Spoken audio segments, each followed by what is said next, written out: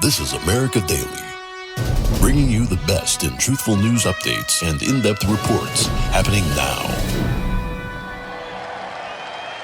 For years you watched as your politicians apologized for America. Now you have a president who is standing up for America, and we are standing up for the people of New Hampshire. Thank you.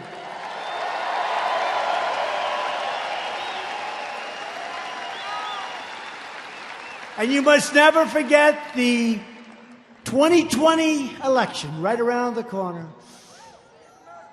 2020 right around the corner. And it's about one thing. You know what the one thing is? You. It's about you. It's about your family.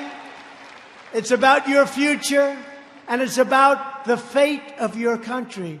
So when we ran together last time, we said, the most important election. We had to turn it around. This country was going bad. You see what happened to Venezuela with socialism.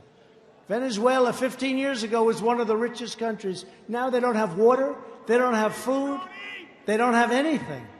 And this was one of the richest nations in the world. They don't have anything. We're working on it, we're helping people, but it's very sad. It's never going to happen to us because we will never, ever be a socialist nation. Ever.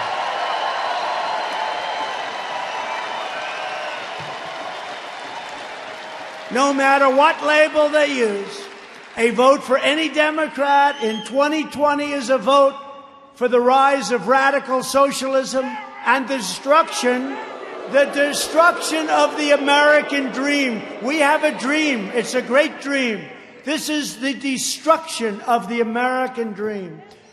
We begin this campaign tonight with the best record, the best results, the best agenda, and the only positive vision for the people of New Hampshire and for the people of America. President Trump spoke in Manchester, New Hampshire, to a crowd both inside and outside of the stadium. The rally in New Hampshire came after Trump also drew a crowd of about 17,000 to a rally in Cincinnati, Ohio. While some expressed doubts about that claim, Manchester Deputy Fire Marshal Mitchell Cady said that the crowd on Thursday numbered just over 11,500 on the inside, but on the outside, based on their calculations that they use for crowd load, they estimated the outside crowd to be about 8,000 to 9,000. Thank you very much, everybody. Thank you. Wow. I will never, ever let you down. That I can tell you, ever. Amazing. And I want to thank Manchester and New Hampshire, very special. You remember those primaries? That primary came around, and remember what happened during the primary? Trump should come in third or fourth, and we came in easily number one, and that was the beginning. That was an easy one. I want to thank you all. This is incredible. And it's great to be back in a state that I love with thousands of hardworking patriots who are the heart and soul of America. And that's what you are.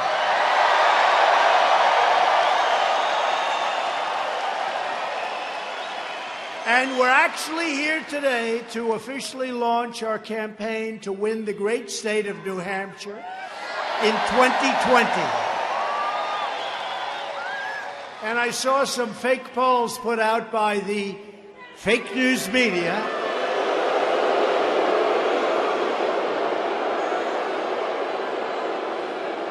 And it said that I'm tied with three of the other candidates, the Democrats. I'm tied in New Hampshire. I don't think so. I mean, maybe one of them has a rally. He's got 100 people. So this holds 12,000. We're full. And we could fill it up 4 times, at least. We could fill it up 4 times. But I just want to thank you all. I just think it's going to be a tremendous 4 years. We're going to have a tremendous 4 years. Can you believe it? We only have a little more than a year to go where it all started, right? The greatest movement in the history of our country. The greatest political movement in the history of our country. And even though we had fake witch hunts on our back and all the other things that we had to go through, we have taken this big, beautiful ship, and it's being turned around very quickly. Rudy Giuliani also took to a Twitter after the New Hampshire rally to praise Trump, saying that he hadn't been to a Trump rally since the 2016 campaign and called them a masterful performance. This is a tour de force, he said, which is equivalent to Reagan and Clinton, but has a much bigger audience, and he excites them much more.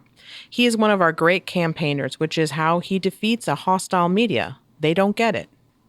We got there about 6 p.m., which was way too late for a Trump rally. The doors and the event were supposed to start at 7. We got into a huge line. We walked past the group of protesters that were there. We did not see anybody being unruly. There was some yelling and screaming and chants. There was a police barricade and police, of course, watching on. Nothing too crazy there. We do know there was a little bit of ruckus a few different times, but it was a very small amount. Trump opened by speaking about the new campaign slogan and asked the audience what they liked the best. 3 years ago, we campaigned across the country on a pledge to make America great again, and that's exactly what we've done.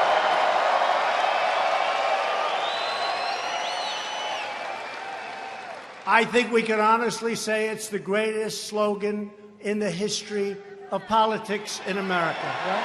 Make America great again. So if you don't mind, the other candidates they spend millions and millions of dollars on this question that I'm going to ask you. They spend millions. You remember the first slogan from our opponent? That's right. Neither do I. Neither does anybody. I don't either.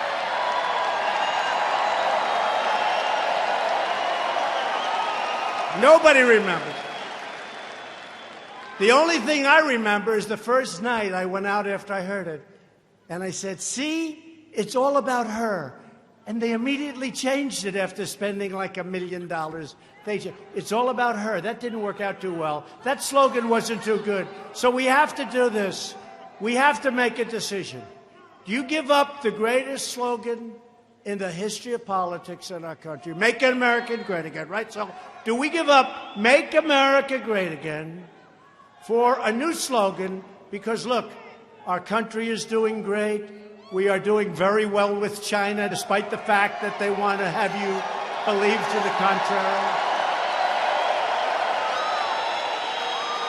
All you have to do is say, China, how you doing? They're not too happy.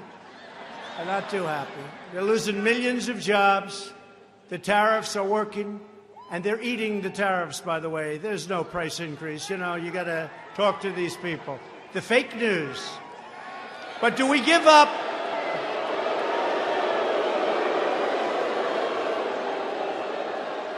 And by the way, the biggest beneficiary, you know who have been great? Our great farmers have been so incredible because they've been targeted by China. And frankly, they've been targeted for a long time, including by incompetent politicians that have run this country for a long time. So we're making up for a lot of lost ground. But do we give up Make America Great Again for Keep America Great? Keep America Great. So Keep America Great has now become his official campaign slogan. President Trump continued to speak about the numbers of improvements under his presidency, like lifting 7 million people off of food stamps. Here's what he said. But I have to make a decision. It's a big decision. Do we give up the greatest theme, phrase, logo, whatever you want to call it, in the history of politics, risky, for a brand new one? Because Make America Great Again, we're really sort of there, and we have a little time left. Right?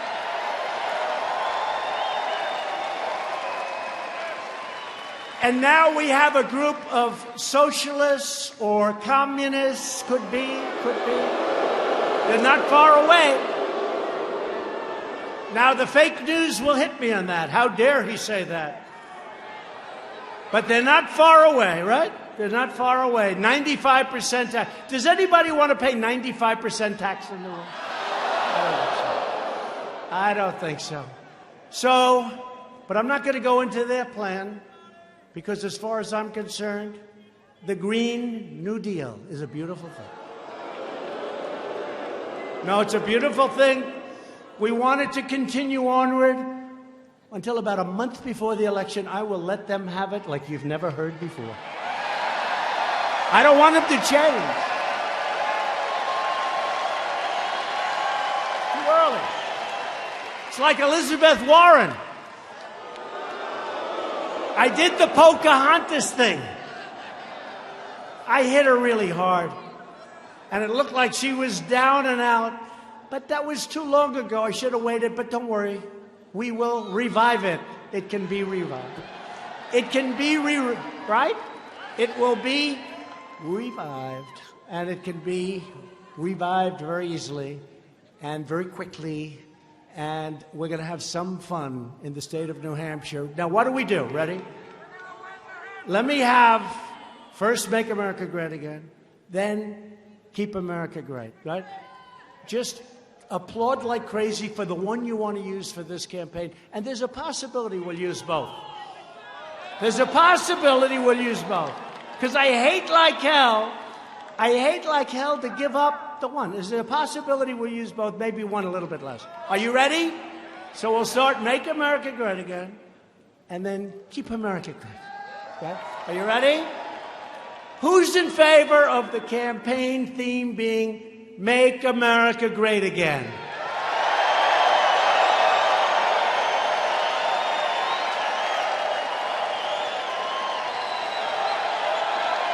Okay.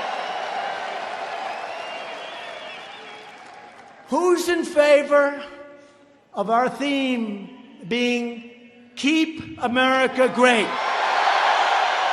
Here's a short in-depth look at how Trump's campaign is running so far from the Washington Post. President Trump has been fundraising for his 2020 re-election campaign since 2017, and it's paying off.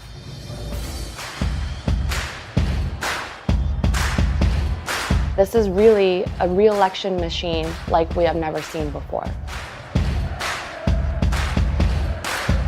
President Trump and the committees that raise money for his candidacy have raised more than $100 million for his 2020 campaign. This is unheard of for any sitting president, certainly any sitting modern president that we have been tracking. President Trump has been fundraising for his 2020 campaign since after he got elected. And presidents before him didn't do that. They usually waited until after the midterms to campaign for their own re-election. And if history repeats itself, not even bad news from the Mueller investigation will impact Trump's positive fundraising momentum. Every time there's some major news involving the special counsel, you see President Trump's campaign and the RNC fundraising off of it, and they're very successful in doing that. What they do is they tell President Trump's base, President Trump is under attack. The Democrats are coming after him. We need your money. We need your support. Please sign this petition. Please support him. Donate $5, donate $20, and it works. In addition to President Trump's fundraising, the RNC has really been a massive machine of getting out voters and raising a lot of money, especially in small dollar fundraising. The Post has reported that more than half the money committees raised in the most recent fundraising quarter came from individual supporters who are giving in amounts of $200 or less. And those supporters are turning up at Trump rallies, adding their names to the Republican National Committee's expanding voter database. The Democratic National Committee, on the other hand, isn't having the same fundraising luck.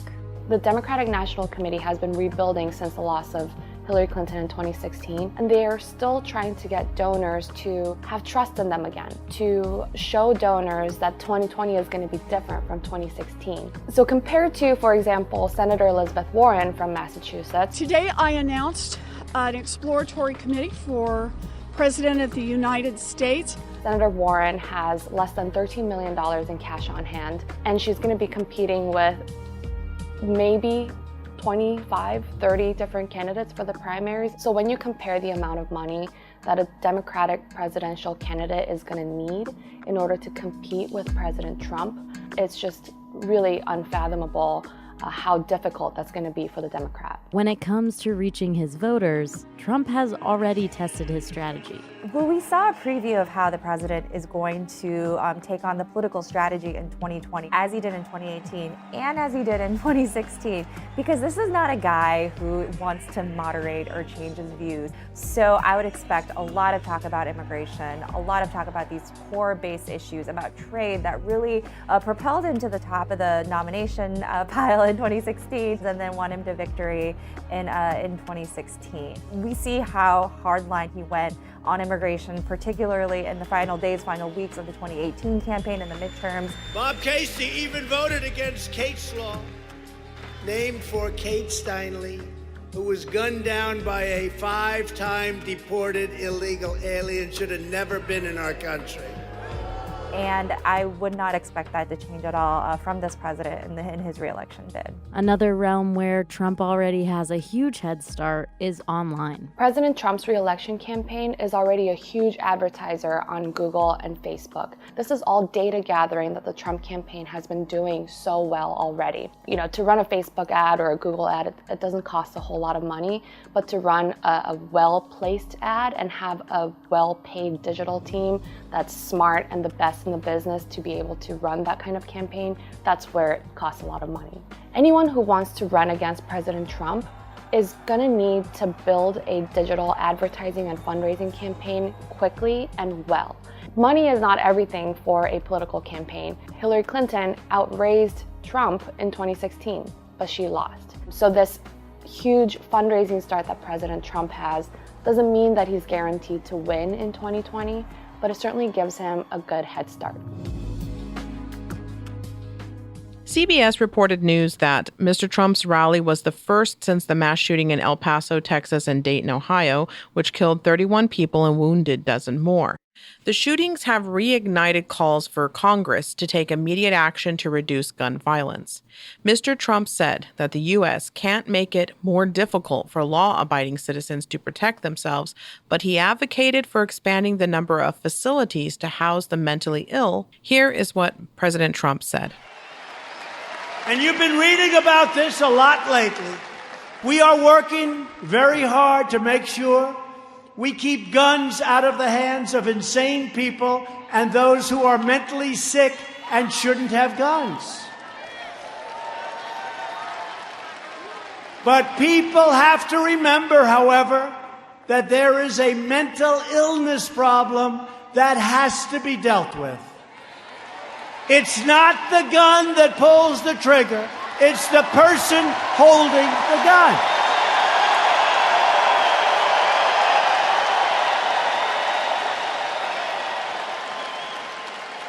Years ago, many cities and states, I remember it so well, closed mental institutions for budgetary reasons.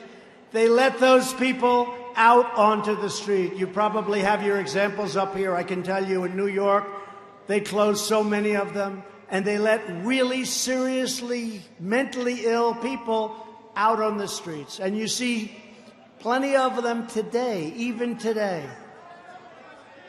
We're going to have to give major consideration to building new facilities for those in need. We have to do it. And at the same time, we will be taking mentally deranged and dangerous people off of the streets, so we won't have to worry so much about that. A big problem. We don't have those institutions anymore, and people can't get proper care. They're seriously ill people, and they're on the streets. We can't make it harder for good, solid, law-abiding citizens to protect themselves. We will always uphold the right to self-defense, and we will always uphold the Second Amendment. We will. So just to give you a bit of a history about the mental health crisis happening in America right now, we need to look at how these institutions were closed down, and we do have to look a bit into history for this information. So I found an article on PBS under the website called Frontline, Quote, deinstitutionalization is the name that was given to a policy for moving severely mentally ill people out of large state institutions and then closing part or all of those institutions. It has been a major contributing factor to the mental illness crisis. This term also describes a similar process for mentally retarded people, but the focus of this book was exclusively on the mental illness. Deinstitutionalization began in 1955 with the widespread introduction of chlorpromazine. It's commonly known as Thorazine, the first effective antipsychotic medication, and received a major impetus 10 years later with the enactment of the federal Medicaid and Medicare. Deinstitutionalization has two parts: the moving of the severely mentally ill out of the state institutions and the closing of part or all of those institutions. The former affects people who are already mentally ill. The latter affects those who become ill after the policy has gone into effect and for the indefinite future because hospital beds had been permanently eliminated. The magnitude of deinstitutionalization of the severely mentally ill qualifies as one of the largest social experiments in American history. In 1955, there were 558,239 severely mentally ill patients in the nation's public psychiatric hospitals. In 1994, this number has been reduced to only 486,620 patients. In 1955, there were 558,239 severely mentally ill patients in the nation's public psychiatric hospitals. In 1994, this number had been reduced by 486,620 patients to be 71,619 patients, as seen. It is important to note, however, that the census of 558,239 patients in public psychiatric hospitals in 1955 was in relation to the nation's total population at that time, which was only 164 million. By 1994, the nation's population had increased to 260 million. If there had been the same proportion of patients per population in public mental hospitals in 1994 as there had been in 1995, the patients would have effectively totaled 885,010 mental patients. The true magnitude of deinstitutionalization is the difference between 885,000 to 71,000. In effect, approximately 92% of the people who would have been living in public psychiatric hospitals in 1955 were not living there in 1994. Even allowing for the approximately 40,000 patients who occupied psychiatric beds in general hospitals, or the approximately 10,000 patients who occupied psychiatric beds in community mental health centers, on any given day in 1994, that still means that approximately 760,000 mentally ill people, over 750,000 people, are living in the community today who should have been hospitalized 40 years ago. That number is more than the population of Baltimore and San Francisco. Deinstitutionalization has varied from state to state. In Iowa, West Virginia, and the District of Columbia, the total populations actually decreased during this period, whereas in California, Florida, and Arizona, the populations increased dramatically, and in Nevada, it increased more than sevenfold, from 0.2 million to 1.5 million. Rhode Island, Massachusetts, New Hampshire, Vermont, West Virginia, Arkansas, Wisconsin, and California all have effectively deinstitutionalized rates of over 95%. Rhode Island's rate is over 98%, meaning that for every 100 state residents in public mental health hospitals in 1955, fewer than 2 patients are there today. On the other end of the curve, Nevada, Delaware, and the District of Columbia have effectively deinstitutionalized rates below 80%. Most of those who were deinstitutionalized from the nation's public psychiatric hospitals were severely mentally ill. Between 50 to 60% of them were diagnosed with schizophrenia. Another 10 to 15% were diagnosed with manic depressive illness and severe depression. An additional 10 to 15% were diagnosed with organic brain diseases such as epilepsy, strokes, Alzheimer's, and brain damage secondary to trauma. The remaining individuals residing in public psychiatric hospitals had conditions such as mental retardation with psychosis, autism, and other psychiatric disorders from childhood, and alcoholism and drug addiction with concurrent brain damage.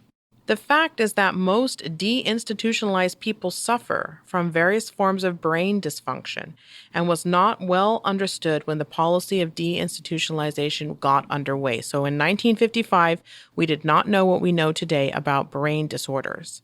And we let all those people out with just the hope that this one particular psychotropic drug would keep them all in check. And I don't think that worked. The article continues to say, thus, deinstitutionalization has helped to create the mental illness crisis by discharging people from public psychiatric hospitals without ensuring that they receive the medication and rehabilitation services necessary for them to live successfully in the community. Deinstitutionalization further exacerbated the situation because once the public psychiatric beds had been closed, they were not available for people who later became mentally ill, and this situation continues up to the present. Consequently, approximately 2.2 million severely ill people do not receive psychiatric treatment. This is why President Trump is addressing our mental health crisis that we have today. This affects all Americans. If we do not take proper care of these individuals, it can lead to worse situations and potentially more shootings. I mean, if you look at the statistics, most of the people who committed these crimes had psychological problems and were on psychotropic drugs as well. Trump also spoke about America as it stands in the world and how we are viewed right now. Thank you. So that's really been the reaction. I've done this before, big crowds, and it really is keep America great because we have these socialists who want to take it away from us. They want to take it away. So it works good. Because until a couple of days ago, and that'll catch up very quickly, we have no choice. By the way, I never said China was going to be easy, but it's not tough, and they want to make a deal. We just spoke to them yesterday. They want to make a deal. They want to make a deal. They have to make a deal. And you know what? It'll be wonderful to make a deal. I don't think we're ready to make a deal. We're taking in billions of dollars in tariffs. And again, China's devaluing their currency. They're pouring out money. The prices haven't gone up. So that means we're taking in billions of dollars. We're not paying for it. And ultimately, their devaluations are going to hurt them very badly. They want to make a deal, and they should want to make a deal. But when you listen to the fake news, look at how many there are. That's unbelievable.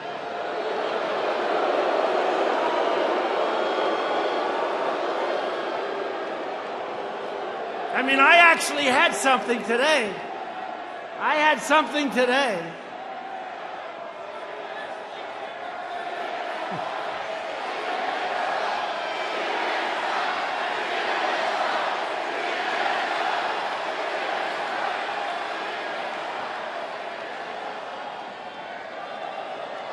Are we sure that we're in New Hampshire?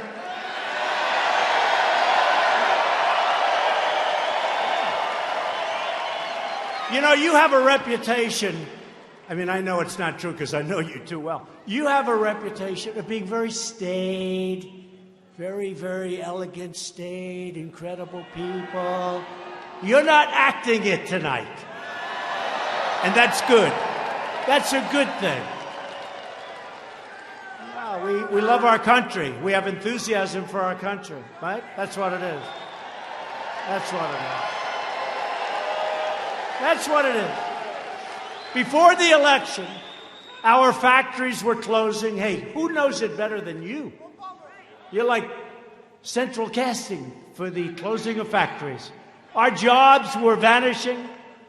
Our military was totally depleted. When I took over, our military was sad.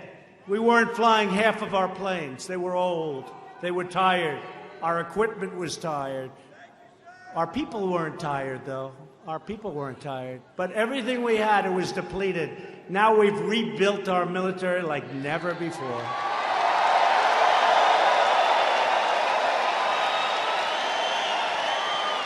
And all made in the USA, just so you know. And our nation was weakened at home and disrespected abroad. They don't disrespect us anymore, folks.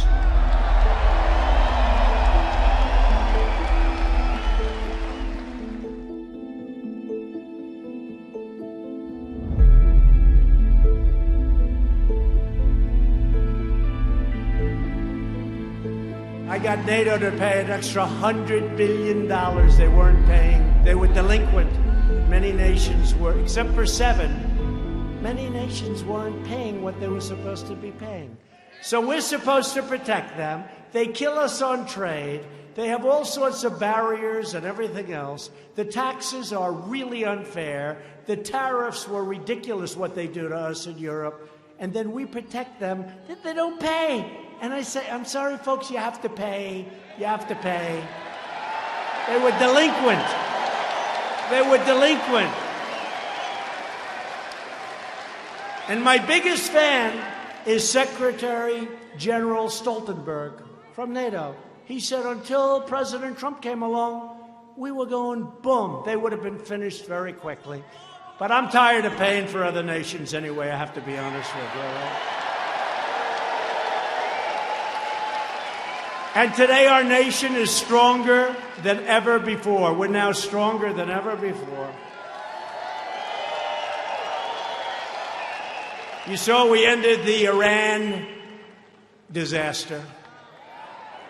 How about that? We paid them $150 billion, $1.8 billion in cash. Cash, cash, cash.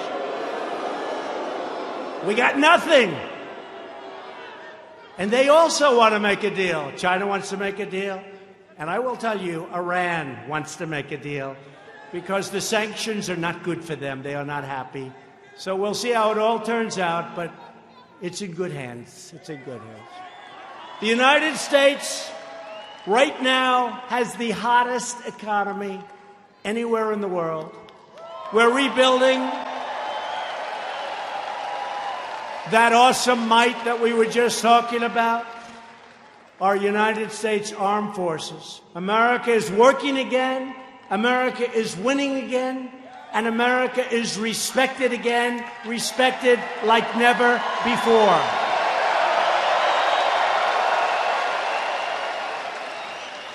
They respect us again, and you see it. You know, a recent poll came out where it showed that President Obama was more popular in Germany and other places than I am. And I said, of course he's more popular. He's not demanding that they pay for their protection that we provide. He's not doing that. I'm doing that. And in fact, if I was the most popular, I'm not doing my job right. Okay? So true. We've created over 6 million new jobs since the election. If I would have said that during the campaign, those people back there would have been headlines, headlines.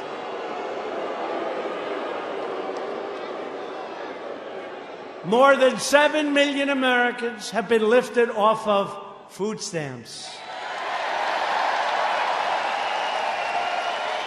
Since my election, the number of new businesses starting in the great state of New Hampshire has skyrocketed by almost 25%.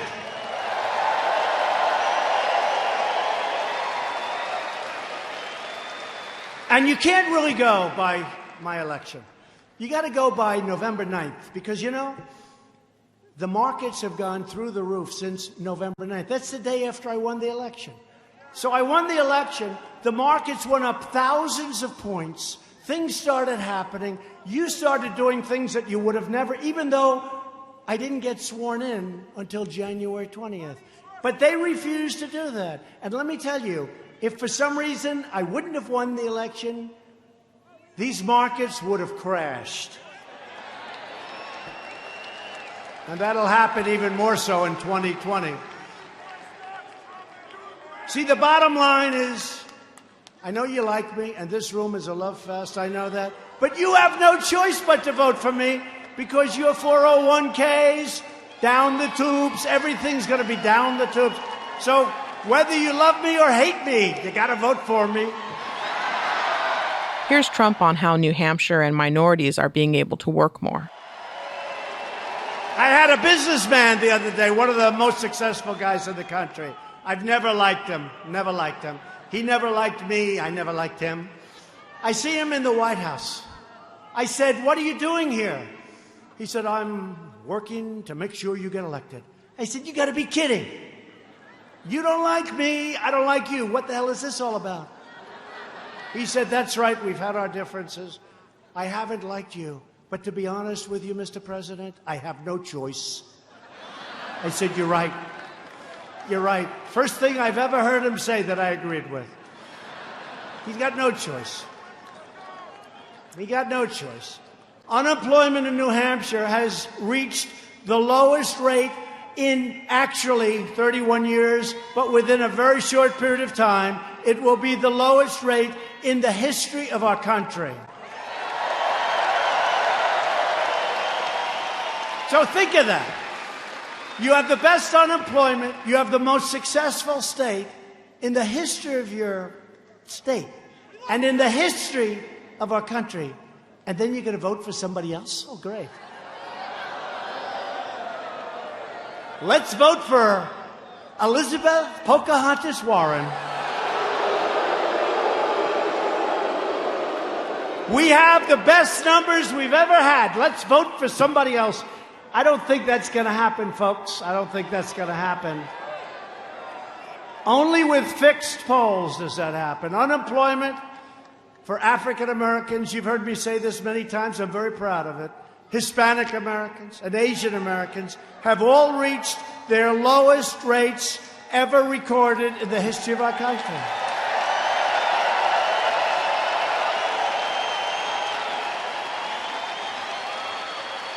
Wages are rising quickly. Remember when I used to say people have been working 2 and 3 jobs, making less money than they made 21 years ago? I used to say it all the time.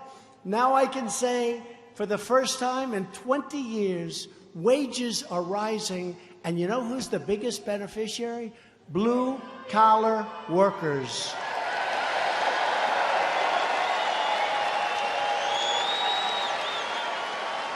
My administration is fighting to expand opportunity for citizens of every background and every race, religion, color, and creed. Very important. Because we are all Americans. We all share the same home. We all share the same heart. We all share the same dreams. We are all children of the same Almighty God. Trump also talked about deregulation and how the international scene and issues are happening.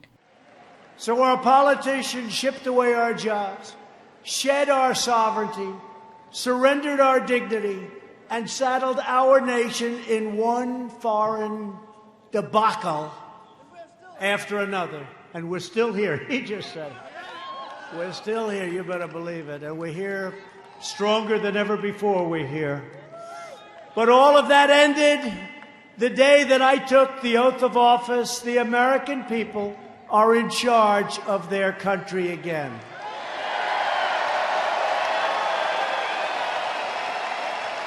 We cut a record number of job-killing regulations. They were strangling our country. We cut more regulations in 2.5 years than any other president in their full terms. 4 years, 8 years, or in one case, more than that. Cut more than anybody. To get relief to working families, we passed the largest package of tax cuts and tax reforms in the history of our country. You're making a lot more money. You're making a lot more money, and you see it, and you know it because you see it in your paycheck every week. We ended last administration's cruel war on American energy, and we are delivering a policy of American energy independence like you've never seen before. And in fact, if you look at the straits where we're having all of the problems, you look at the straits, number one, they're not touching our ships. They're not playing with our ships. They're taking them from this country, from that country, from that country. But you know what? Very importantly, we have very few ships going there anymore because we don't need that oil and gas.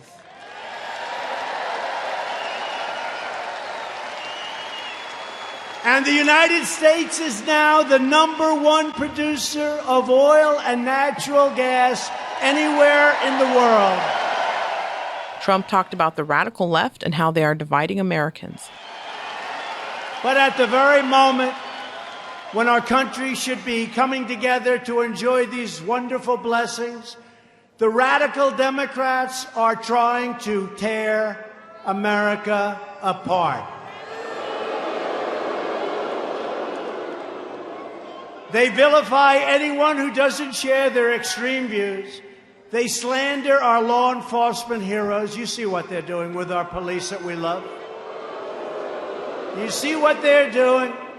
Has anyone ever seen anything like the water being thrown on New York's finest? Have you ever seen it?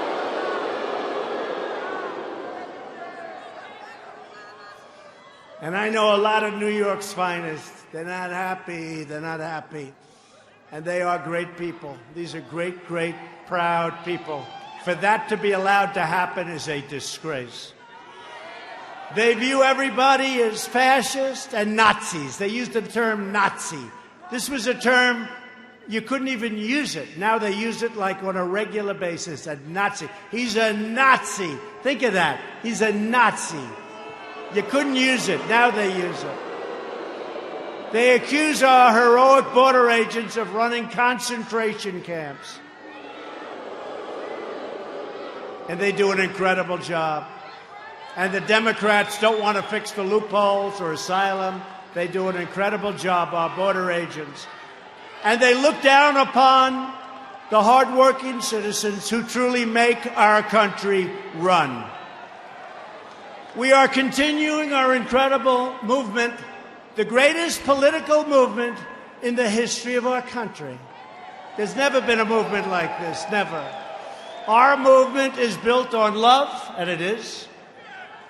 And we love our family, we love our faith, we love our flag, and we love our freedom. And that's what it's about.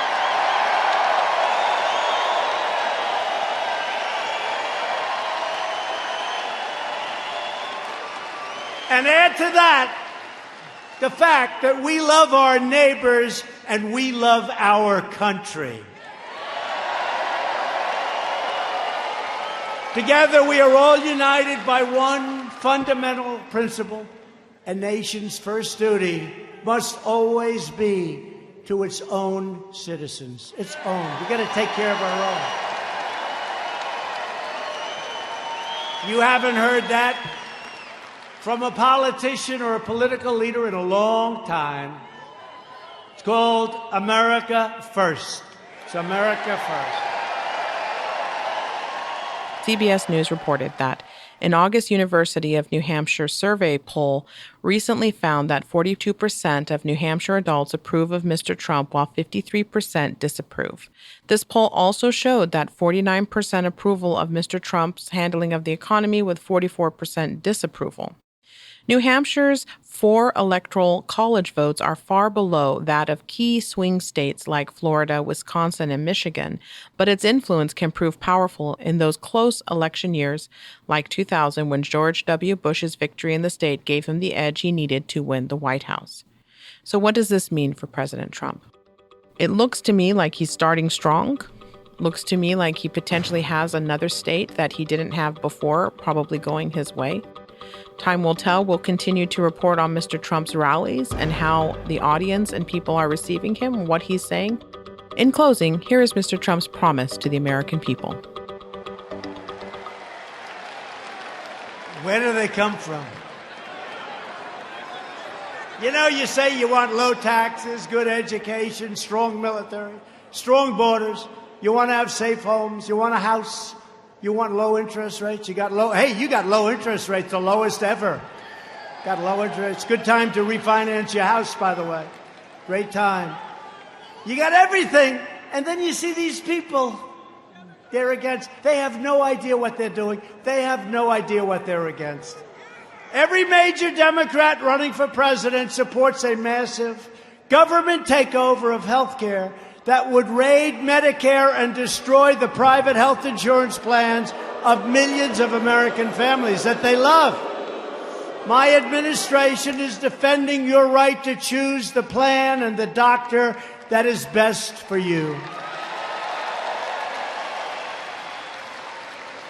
The individual mandate is gone, the most unpopular part of Obamacare. And we almost have Obamacare gone. We're close. We would have had it before, but we had a vote that was a little bit surprising. I'm sure none of you knew who that vote was. We had it done, repealed and replaced. But it's going to happen, and I think it's going to actually be, in the end, actually better. You watch. So we got rid of the individual mandate, which was the most unpopular part of Obamacare, and we're running it better. You know, I had a political decision. Do I make it great? Alex Azar, our secretary. Do we run it well and sort of say, hey, we run it well? Or do we run it badly and have everybody upset? We said we got to run it well, but it's still much too expensive. It's lousy health care. But we got rid of the worst part of it, individual mandate. Individual mandate, where you have the privilege of buying the right not to have to pay for expensive insurance that's no good, health insurance. And we won't, and you got to remember this, Republicans, and I speak for every one of them, we will always protect pre-existing conditions. We're going to protect, always. Right? Got to do it. Our ambitious campaign to reduce the price of prescription drugs has produced the largest decline in drug prices in 51 years. And the only decline in 51 years. We have launched a historic initiative to require price transparency, empowering you to choose the lowest price for yourself and for your family. Believe it or not, you didn't have the right to go in and price your drugs. Who could even believe this? I wonder if Big Pharma had something to do with that. So we're going to have transparency. Virtually every top Democrat also now supports late-term abortion, ripping babies straight from the mother's womb, right up until the moment of birth. And in the case of the Virginia governor, he's having a rough time. In his case, the baby is born. And then he goes to talk to the mother. The doctor talks to the mother. The baby is now born, wrapped, as he said. And then they decide whether or not to execute the baby. Who would believe that? That is why I've asked Congress to prohibit extreme late-term abortion, because Republicans believe that every child is a sacred gift of God.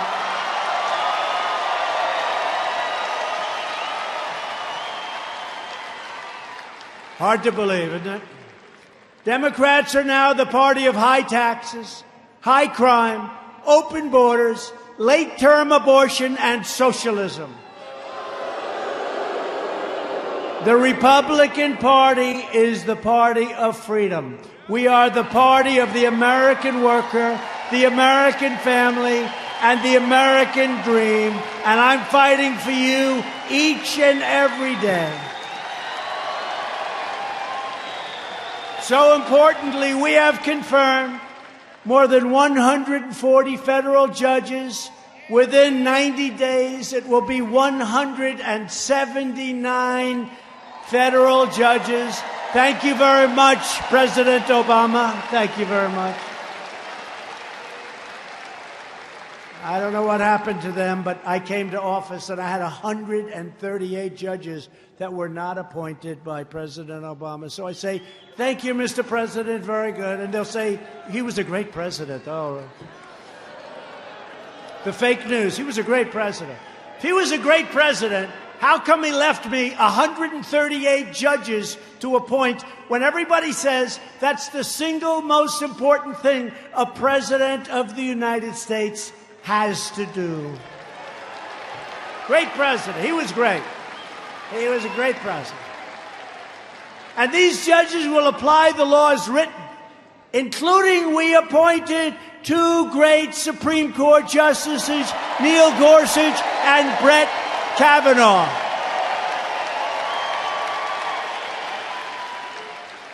And to help patients with life-threatening illnesses, we also passed something I'm so proud of. 44 years they couldn't get it passed. Right to try. You can use our newest our best medicines. Incredible what's happening. I'm so proud of that. For years, you watched as your politicians apologized for America. Now you have a president who is standing up for America, and we are standing up for the people of New Hampshire. Thank you.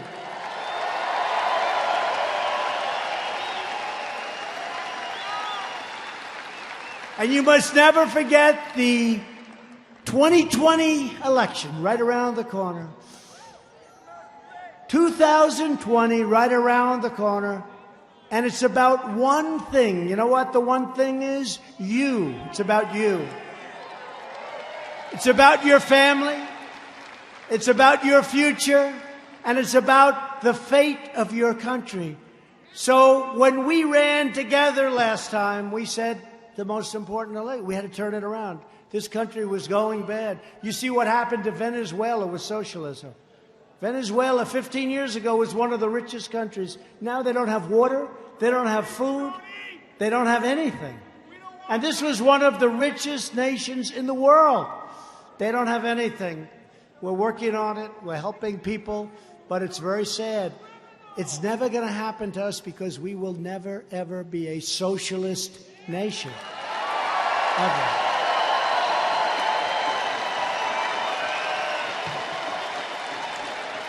No matter what label they use, a vote for any Democrat in 2020 is a vote for the rise of radical socialism and the destruction of the American dream. We have a dream. It's a great dream. This is the destruction of the American dream. We begin this campaign tonight with the best record, the best results, the best agenda, and the only positive vision for the people of New Hampshire and for the people of America. Together we will lift millions more citizens from welfare to work, dependence to independence, and poverty to prosperity. Millions and millions of people. With your help, we will elect a Republican Congress to create a safe, modern, fair, and lawful system of immigration.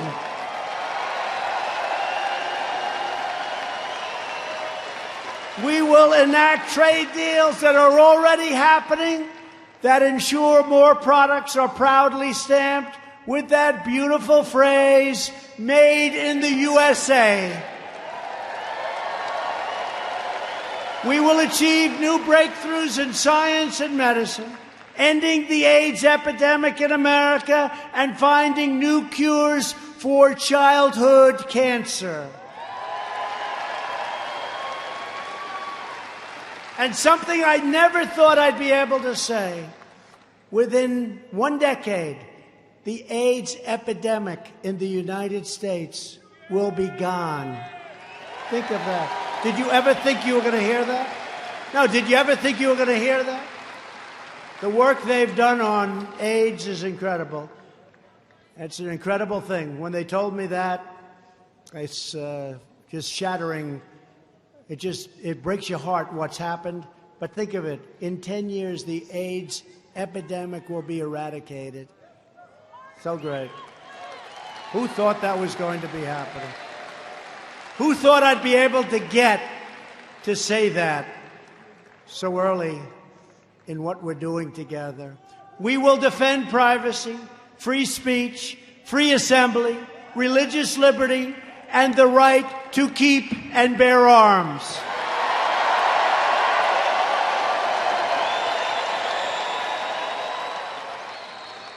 Above all, we will never stop fighting for the values that bind us together as one America. We will support, protect, and defend the Constitution of the United States.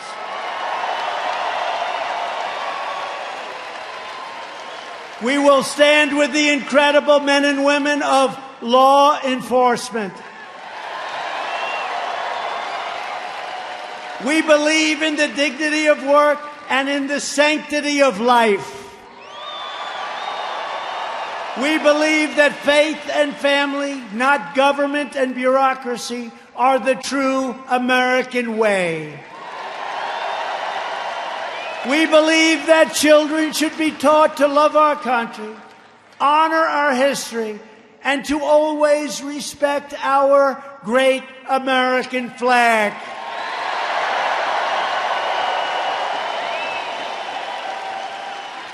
And through every day and every challenge, our hearts beat to the words of the New Hampshire state motto, live free or die.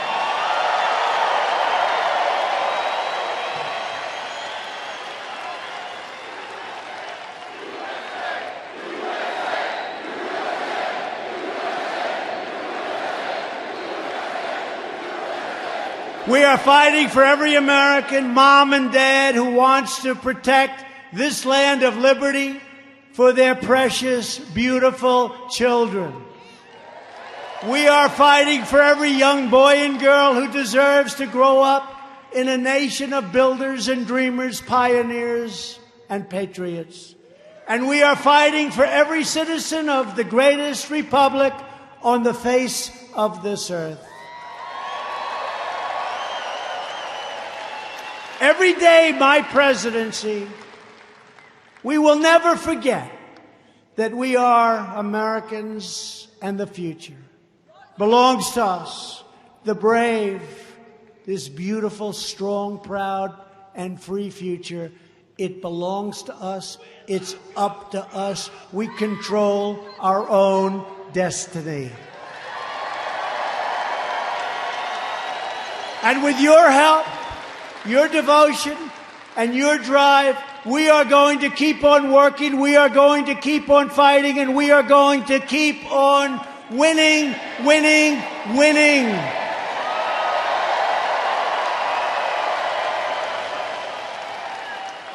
We are one great movement, one people, one family, and one glorious nation under God. And together we are making America wealthy again. We are making America strong again. We are making America safe again. And we are making America great again. Thank you, New Hampshire. Thank you.